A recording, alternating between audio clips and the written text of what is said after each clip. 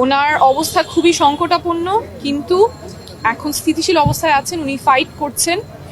আপনাদের প্রতি দুইটা অনুরোধ থাকবে।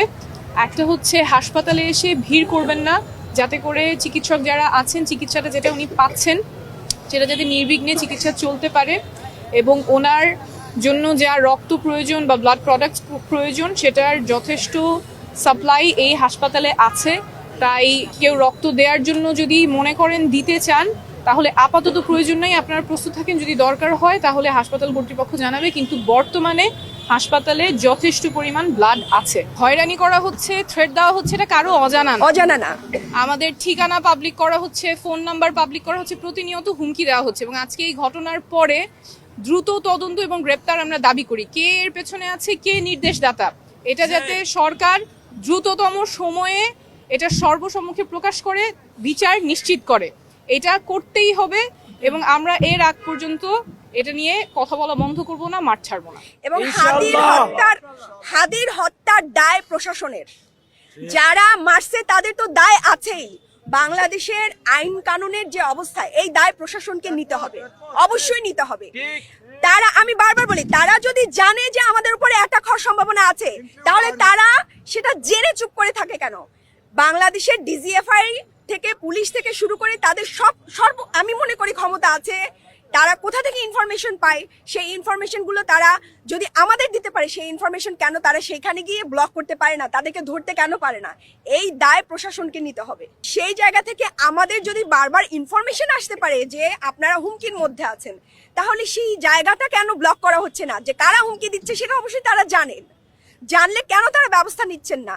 তারা কি একটা প্রশাসনের মধ্যে যে বেল্টকে আমরা সবসময় সন্দেহের চোখে দেখি, সেই সন্দেহের যারা আছে তারা কি এটাকে পুষে রাখছে কিনা, এটাও একটা প্রশ্নবিদ্ধ করা, অবশ্যই প্রশ্ন করার জায়গা। আজকে হাদির উপর হামলা মানে পুরা বাংলাদেশের উপর গুলি চালাই দিচ্ছে।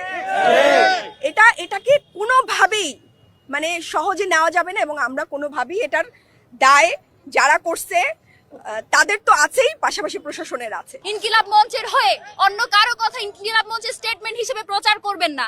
এবং আমরা এখনো পর্যন্ত জানি না যেটা কে করেছে, আমরা কাউকেই সন্দেহের বাইরে রাখছি না। এটা খুব শীঘ্রই জানা যাবে, যেহেতু ডক্টর ইউনূস এই ব্যাপারে আমাদের সাথে যোগাযোগ করেছেন, তাদের এই ব্যাপারে তারা সঠিক সিদ্ধান্ত নিচ্ছেন বা সেই ব্যাপারে ওনাদের প্রসিডিওর চলমান। আমরা সেটা আগামী 24 ঘন্টা তাদেরকে টাইম দিয়েছি, 24 ঘন্টার মধ্যে তারা আমাদেরকে জানাবে।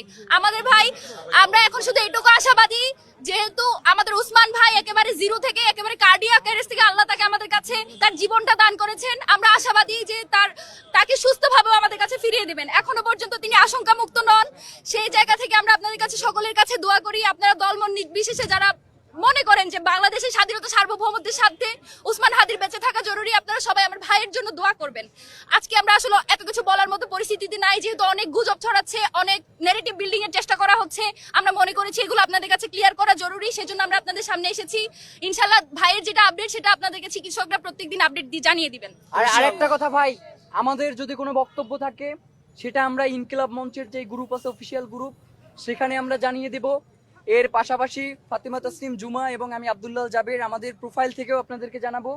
সুতরাং এর বাইরে অন্য যে কোনো কথা বলুক না কেন, সেটা ইনকিলাব মঞ্চের অফিসিয়াল কোনো বিবৃতি না। সুতরাং আগামীকাল 12টা বাজে শাহবাগে আপনাদের সাথে দেখা হবে। সবাইকে অসংখ্য ধন্যবাদ। আপনারা সারাদিন অনেক পরিশ্রম করেছেন, কষ্ট করেছেন। আমাদেরকে তো এই ইনসাফের লড়াই চালিয়েই যেতে হবে। আমাদের আগামীকাল দুপুর 12টায় শাহবাগে ইনকিলাব মঞ্চের গণপ্রতিরোধ সমাবেশ। আপনাদের সবাইকে সেই সমাবেশে সামিল হওয়ার জন্য উদারত আহ্বান জানাচ্ছি।